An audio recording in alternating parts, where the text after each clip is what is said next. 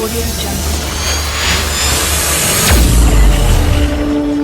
This is Zaqwetu. Right, welcome back. We are glad you are still watching Zaqwetu, na bado tuko na mgeni wetu hapa anaendelea kutuelezea culture ya Wajaluo. Umesikia mengi sana before tuende break. Ametuelezea story ya Luanda Magere, story ya Gor Mahia, the foods that Wajaluo wanakula.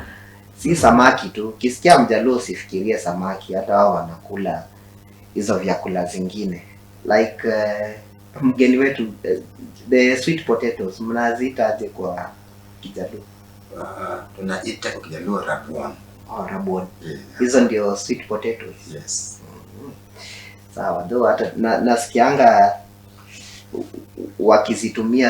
wakitumia hiyo jina hadi kwa Kiswahili. Unasikia mtu anasema rabuoni, unaweza fikiria sasa ishakuwa tamu ya Kiswahili, kumbe ni ya Kijaluo. Yes. Alright, sasa ningependa tuendelee na normally in the second part of this show tunaingianga kwa what we call the rites of passage. Na hapo tunaangalianga birth, naming, initiation, marriage, alafu tunaingia kwa death, tunamalizia nayo. So tutaanzia kwa birth. How do the Luo community celebrate birth of a child? Na kuna kuanga na practice kama ya shaving kwa mtoto? Yes. How does it happen? Wajaluo wanafurahia sana mtoto akizaliwa. Na mama ambaye anamzaa mtoto anaheshimika sana. Na mama akijifungua wakati ambapo anaenda kulakiwa, lazima kukuwe na kundi cha watu ambao wanaenda pale, na lazima wakuwe wale ambao hawana kijicho, jicho mbaya, kwa sababu wanaweza mbua mtoto. So watu wanakuja mahali pamoja kwa nyumba ya huyo mwenye mtoto amezaliwa, wanakuja na zawadi na hata manyimbo, na kuna special meals pia inaandaliwa pale. So wanaenda kushika mtoto sana. Wanaenda kushika mtoto.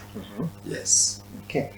Na kuna kitu umetaja ya jicho mbaya. Yes. Na I had someone explaining this, but the one who was explaining alikuwa Luya.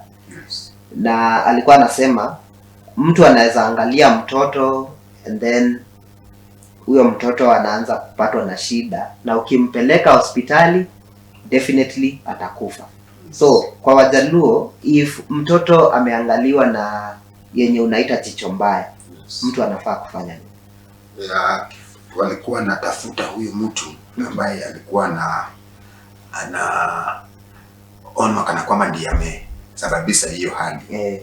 Na kwa sababu watu kama hao walikuwa wanajulikana pia, so ingekuwa rahisi kama kuuliza kwamba fulani wa fulani amekuwa hapa, na ikitambulika ya kwamba fulani wa fulani amekuwa hapo, wangemfuata, na lazima angekuja na peane uji kwa huyo mtoto. Alafu mtoto angepona. Yes. Na kuhusu kunyoa mtoto, do you do shaving, na nani wanafanya shaving ya mtoto? Ya shaving ya mtoto ilikuwa inafanywa na wamama wakubwa, washosho hivi, ama mtu ambaye amezaa watoto. Yes, ndiye, ama mtu ambaye pia ni rafiki na mwandani wa hiyo nyumba. Mtu bora ni mtu machua na ako very close to the family. Angenyoa mtoto. Yes. Okay. Sasa tuingie kwa naming. Tumesikia majina mingi za Kijaluo. We would want to know the meanings of these names. What criteria do you use to name your children? Because we understand kuna wale wanatumianga seasons, kuna wale wanatumia times of the day, maybe asubuhi ama jioni. There are those even who name their children after their ancestors ama hata animals. So for Wajaluo, how does it happen? I'm sure it's not different. It's not different. Okay. Yes, namings were done differently. For example, if they were twins, Yeah. then and they were male, then they would be called, the first one would be called Opeyo, and the other one would be called Odongu. Like me, I'm a twin. I have twins. Okay. And if they were girls, it would be the letter A. Apio. Or Apio, Adongu. Adongu. Yes. Okay. How many twins? Only twins. And if someone was born very early in the morning, would be, if a boy, would be called Ukinyi. If a girl, Akinyi. Okay.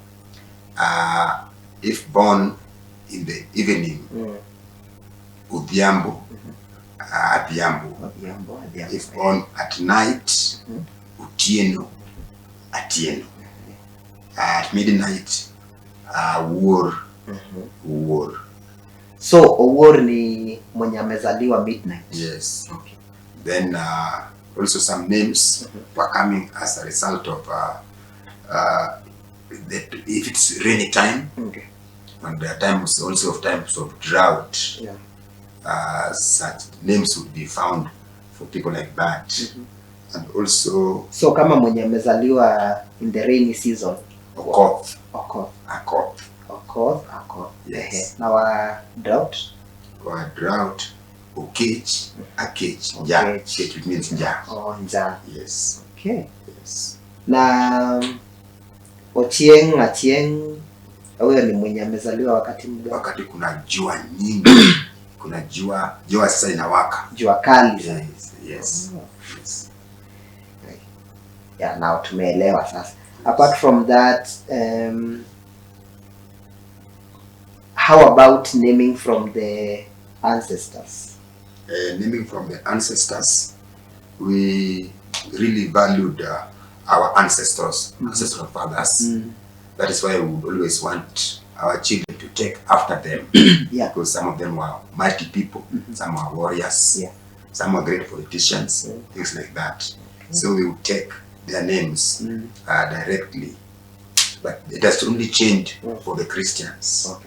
Yeah, the Christians are the ones who have changed in that naming, but the real tradition, they still do that to date. Okay. Yes.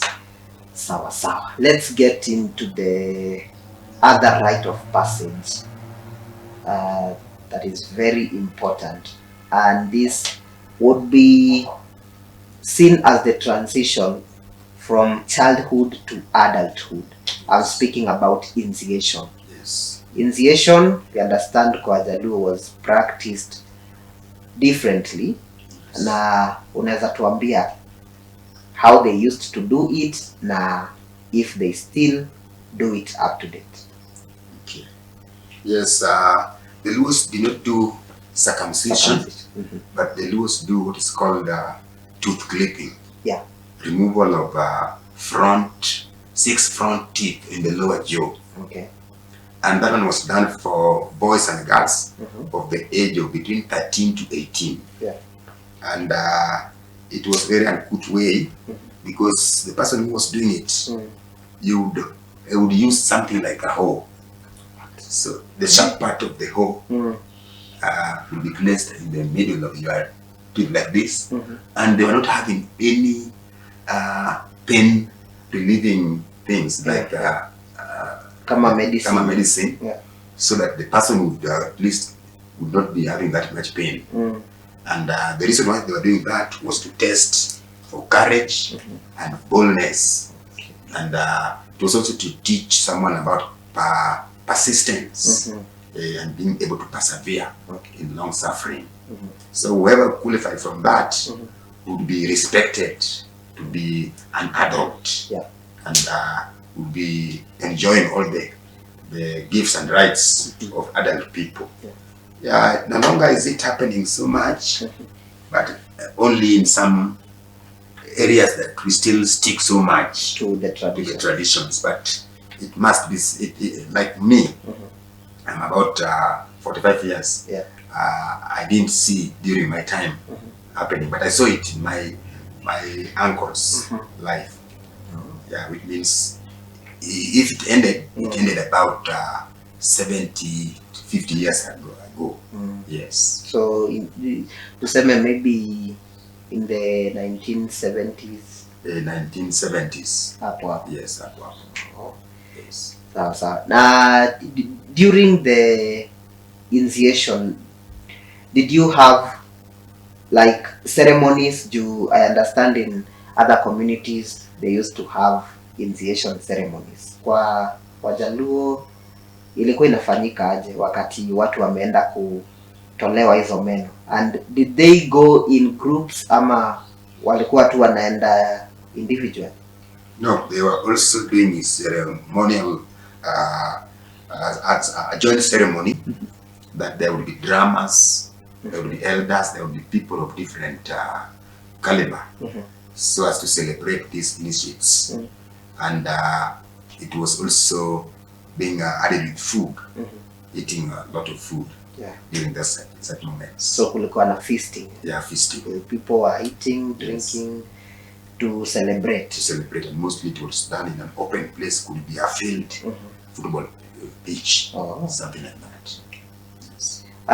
Nimesikia ukitaja elders, na hii ni swali nilikuwa nikuulize before we took the break, lakini I think naweza kuuliza if in the Luo community we do have a council of elders, na utuambie inaitwaje? Yes, we have council of elders. We call them Ruoth and Sumba Mwiroai. We have Lango, Mjikumi, watu kama hao. Yes. So na yule mwenye anawasimamia ndio umesema anaitwa Ruoth? Ndiye anaitwa Ruoth. So that's like the chief ama? The chief. Oh. Yes. Sawa. Now, moving on swiftly to ingia kwa marriage. Hapa sasa utakuwa unatuelezea about bride price, na if someone happens to meet a Luo lady or a Luo man na wame fall in love na they have to do all this process, mtu angefaa kuanzia wapi ama huwa inafanyika? Yes, that's a good question. Kama mtu alikuwa amefika umri ya kuoa, na sana sana walikuwa wanatumia mtu ambaye anaitwa kwa Kiswahili mshenga, na kwa kilugha yetu inaitwa jangadio, ama jagam. So kazi yake ilikuwa ni go between that family that you want to marry from and this your family from where the man wants to come from. Okay. So it's like we would go to find out more about the background, the history of that family, because we were afraid of marrying from homes where people were witchcrafts, where people were night runners, things like that. So the gam would go and do extra mile. He would find a lot and then tell it to both the parties. Okay. Yes. So anachunguza, anaelewa hii familia iko hivi. Yes. Kama kuna wachawi, kama kuna hao wenye unaita night runners. Yes. And kama angepata familia iko hivyo, na hawa watu wamependana, kulikuwa kunaenda aje? Would the man angekatazwa kuoa from that family? Yes, the man angekatazwa. Of course, some families are always strong. We always know. We find that some families that maybe ni wakubwa kwa clan yao, wako na uzito fulani, which means they would have their way, and maybe they would turn things upside down. But generally, the elders would not allow someone to marry from a family that was known for some bad tradition. Yes, so that is why Jangam would do a lot to find the relations, and then once it was deemed fit, then process of bride price would follow. Now give us some details about the bride price. Yes, the bride the price. Negotiations and all that. Yes. In Luo, where you are marrying from, we call them like now the father-in-law and the mother-in-law. Yes. So the son is called Or or Oche, and the father-in-law is called Jetuum. Now the mother-in-law is called Maro. So from the bridegroom's team, they would send those people who are following the department of fathers-in-law and mothers-in-law and son-in-law. People of that caliber would go and join with the other ones from the bride's family. And then young men, young energetic men would be the ones who would be sent with some cows. It would be mixed, a male one and the female one. And depending also on the number of dowries, cattle the family would want, would say they would want concerning their daughter. So it would be agreed. If the family saw that maybe this family is rich, or they were rich and they wanted they would go for many. But by the way, the those were marrying many cattle. Yes, some would even go up to 20 to the tune of 100. Yes, and once it's done, then the lady married, then they would send some girls, some sisters, and they would go to that family to visit their daughter, who now would be to stabilize her, a sign that now she was well married on that other side. So that one would bring collabo. Okay. Yes. Tell us about this. Nimesikia watu wakisema kulikuwa na this thing unapata maboys wametumwa, wameenda kuiba bride, and then wanampeleka, sijui watu wa kwao wanamfuata. Ilikuwa ina happen aje? Chenye ilikuwa nafanyika ni kwamba for example, when a lady maybe had been sent to buy to maybe aende kusiaga unga, then men would be on the guard. They would hide in some places. So as they would be hiding somewhere, they would simply elope a lady, and the lady would just leave the things that she was sent, and then they would go with this lady, and then that's how the lady would be married. Yes. So after wamemuiba, how would they negotiate the bride price then? Now once they would have done that eloping, then they would send their mshenga, that ule kuchunguza. Yes, Dagam.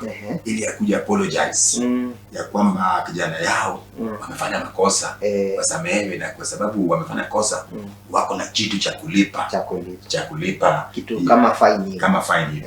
Yes. Yes. Vizuri.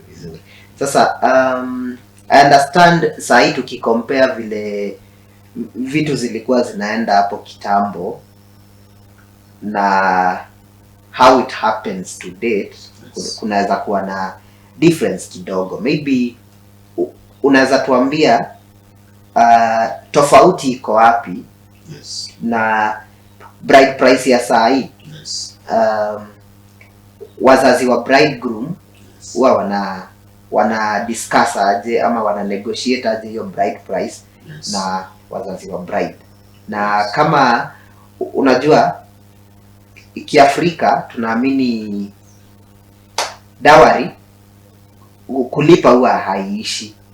Haiishi, ni kitu continuous. Maybe ukipata kidogo unapeleka, ukipata hivi unapeleka. So kwa Wajaluo ina happen aje? Yes, kwa Wajaluo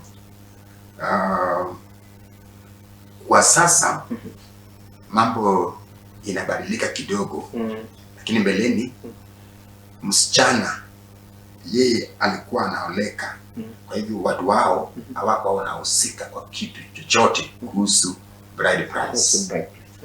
It was the bridegroom's family that were supposed to do something as a sign of real love and the capability ya kwamba alikuwa anaenda ku take good care of the bride.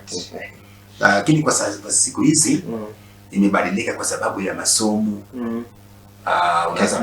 technology hizo, na pia abilities.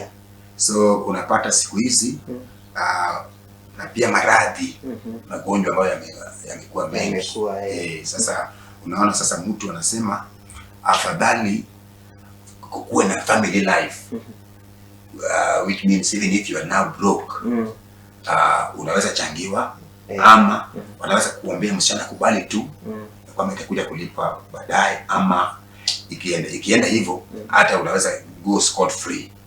But mostly na train watu wetu ya kwamba usikubali kuoa mwenye huku kulipa gharama yake, kulipa gharama yake. Na bei walikuwa wanahesabu kulingana na level of education. Level of education na pia level of employment. Unapata mtu anasoma vizuri, tena ameajiriwa vizuri, na familia yao pia imeweza. Sasa ili ukuwe kijana wa kuoa hapo, lazima ungekuwa umejibeba vizuri. Yes, so bei lazima ingekuwa juu. Na kuna watu wa middle class, na wale ambao pia ni wa chini. So ilikuwa ina depend katika hizo ngazi zote tatu. Yes. So hapo ndio wangejua vile wata negotiate about the bride price. Okay. Yes. Sawa. And I think because of time tutaachia story ya marriage hapo na tuingie kwa the final rite of passage ambayo ni death. We've had so many stories about professional mourners.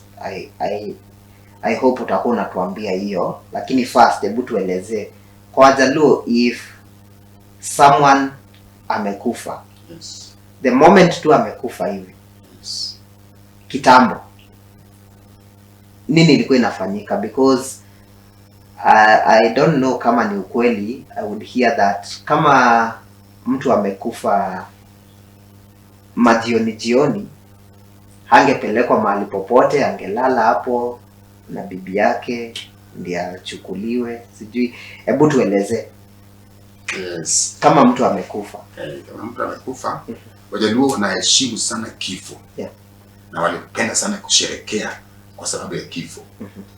Na kama mtu alikuwa amekufa, sana tuseme kama alikuwa ni mwanaume ama ni mzee, basi mama, Wajaluo walikuwa na wao wake wengi. Napata ya kwamba mama wa kwanza, the first wife, ndiye angetoa nduru, kwa ishara ya kwamba kifo kimefanyika. Na pia kulikuwa na wale ambao walikuwa wanaitwa drum beaters. Drum beaters wangebeat drum kwa sauti fulani yenye ilikuwa ina ishara ya kwamba kifo kimefanyika. Na hiyo pia ingepasa sauti kwa watu wengi, kwa sababu wakati ule hakukuwa na means of communication na sasa hivi. So hiyo ingepasa habari ya kwamba kifo kimefanyika. Na mtu wakati ule mtu alikuwa anatibiwa tu hapo nyumbani na dawa ya kienyeji, na ingechukua siku 3, siku 4, siku 5 hivi, kulingana na jinsi ambavyo, kama hakuwa ameoza. Sana kuna wale walikuwa nakufa kwa maji, labda amechomeka. Kama alikuwa tu amekufa tu baada ya kugonjeka na kuugua kwa muda mrefu, sasa mwili yake ingewekwa tu hapo mahali inaitwa Ngango, na imewekwa tu ili watu wanakuja kumuona. Kama alikufa hata kwa bedroom, alikuwa anawekwa in the main hall sitting room, na tengenezwa pa sasa ni mkeka, anawekwa hapo chini, analalishwa hapo chini. Alafu kulikuwa na wenye walikuwa wanajua medicine, herbalists, walikuwa wanakuja kumembalm, treat vizuri ili asioze, asinuke. Ilikuwa inafanyika kitu kama hiyo. Na watu walikuwa na taratibu jinsi ambavyo wanaenda kuomboleza. Kwa mfano, kama umeoa hapo, au ungeona hata mwili, ungengoja mpaka zikwe ndio ukuje kuomboleza baadaye. Lakini kulikuwa na watu ambao wanatengeneza dance. Yeah. Na kuna kitu inaitwa teruburu. Teruburu ni sasa nishasikia. Hii teruburu sasa ilikuwa ni ng'ombe walikuwa na fahali. Fahali ile nono kabisa iko na pembe. Yeah. Na watu ambao wamebebana na vitu na hata mikuki na wana dance wakisema jowi. Hiyo ni kufukuza kifo. Yeah. Kufukuza kifo ili kifo iende mbali. Na it was so modern, it was so well done. Ya kwamba ilikuwa inapendeza kutazama. Na pia kulikuwa na watu ambao wanatengeneza hata hizi dancing na wako na hizi feather clothes ya kudance specifically kusherekea hiyo. Okay. Yes. Okay. So nishasikia former prime minister Raila Odinga akisema jowi. So that jowi inamaanisha kufukuza kifo. Jowi ni mnyama ni kufukuza hiyo spirit. Jowi ni hiyo nini, this animal we call it rhino.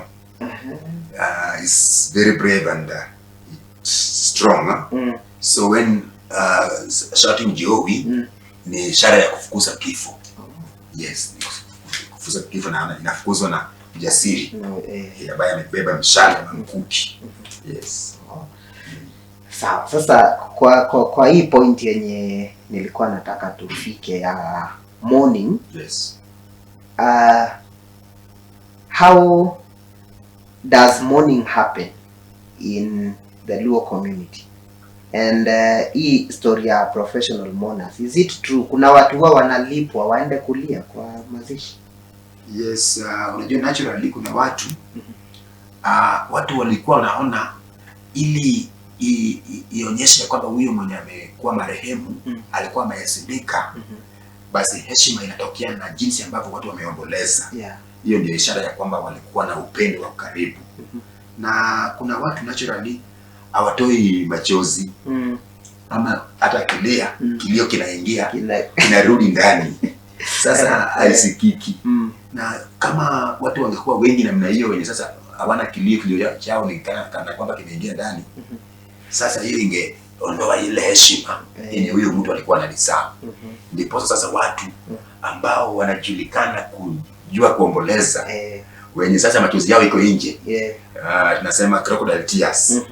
Wangekuja in place. And this one they would even be people who would motivate people to know how to mourn and weep. I'm one of those people who did not know how to mourn when somebody died. But because of the professional mourners, personally I also developed to know how to mourn. But for the Christians, have really encouraged that we don't do an outward mourning as a sign.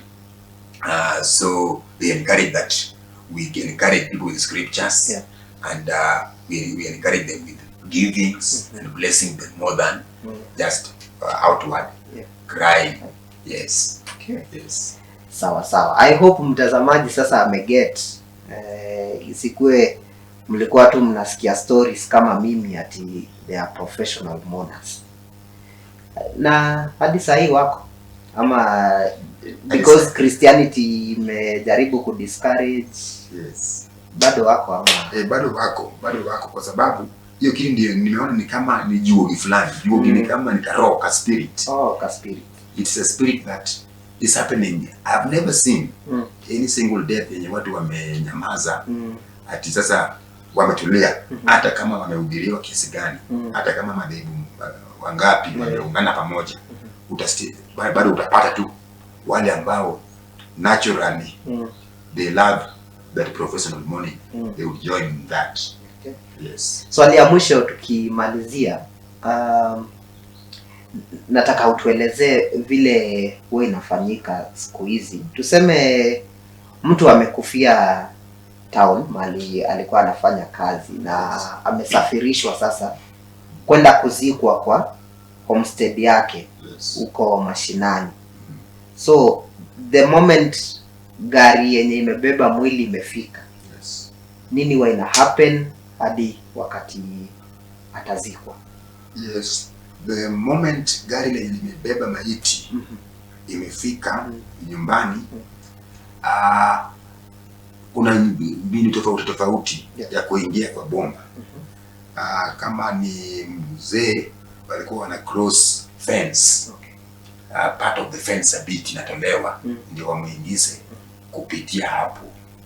Hiyo walikuwa wanafanya hivyo, na akiletwa nyumbani lazima aingizwe ndani kwa nyumba. Kwanza ndiposa watu waanze kumuona, alafu sasa atakuja kutolewa nje. So kutolewa nje sasa ilikuwa inafanywa siku the burial day. Just Wajaluo ni tofauti. Wanakaa na mwili kwa nyumba hata kama ni siku fulani. Na hata kama ametokelezea mchari, anawekwa alale ili kesho yake ndio azikwe. So akitoka nje anatumbukizwa mpaka ndani ya nyumba. Hapo anakaa, alafu ikifika saa fulani ama asubuhi, kesho yake asubuhi, anatolewa nje karibu na mlango. Yes. Na kulikuwa na mali specific mtu anazikwa, tuseme ni mzee, tuseme ni kijana alikufa akiwa mdogo. Was there specific? Yes, there are specific parts. There were specific parts. Kwa wale ambao walikuwa labda ni matajiri, walikuwa wameshatengeneza mahali penye watakuja kuzikwa their tombs tayari, ama wametengeneza cemetery fulani. Hao walikuwa watu tofauti. Lakini for normal case, kuna mwenye alikuwa na, kama ni mzee, anazikwa kama kichwa inaangalia mlango, inaangalia main gate. Na kama ni mama, anawekwa on the left side. Alafu kama ni watoto, wako na side zao. Okay. So ilikuwa inafanyika hivyo. Yes. Nice. So I think that's where we will call it a wrap. And thank you so much, our viewer, for watching. We hope that you've learned something about the culture of the Luo community. My name is Chris Mwololo. Ano Airimo ndiye amekuwa sign language interpreter wetu wa kipindi cha leo. We hope to see you again in our next episode. Thank you so much for watching, and goodbye for now.